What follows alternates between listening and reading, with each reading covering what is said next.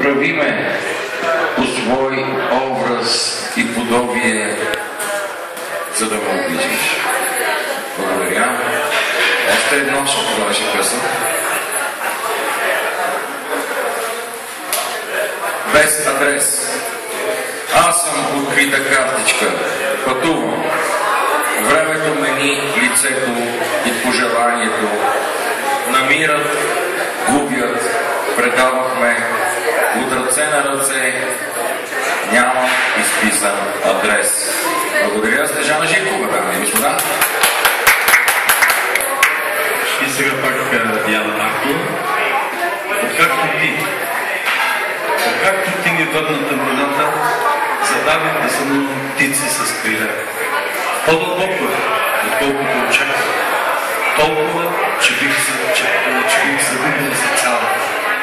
Откакто ти се ключи стаята, която заедно рисувахме с деца, забравих да сънувам птиците.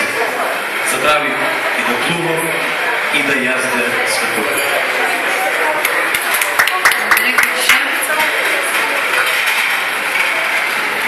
Последният заключително.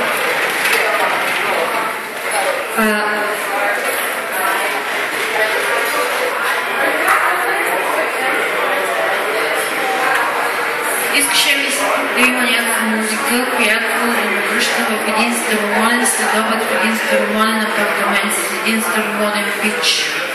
Когато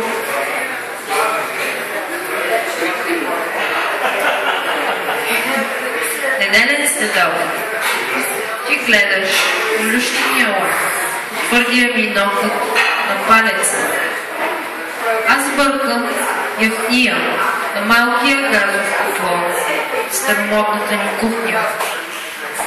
Ти тръскаш пепелта от цигарата си, кръглия пепелник, изрисуван с буйчки от мен. Аз бъркам и разгръщам справочник по математика от миналата година с надрастени стихове до координатни системи. Ти сменяш канала на телевизията. Аз пускам сълза на толка. Ти се смееш и тръскаш пепелта в тенджерата си в нията. Аз ти удрям шамар през лицето. Ме питаш защо го направя. Аз пускам сълза на толка. Аз те целувам по бузата. Ти питаш защо го направи. Ти бършеш червилото от бузата си. Ти бършиш сълзата и питаш защо.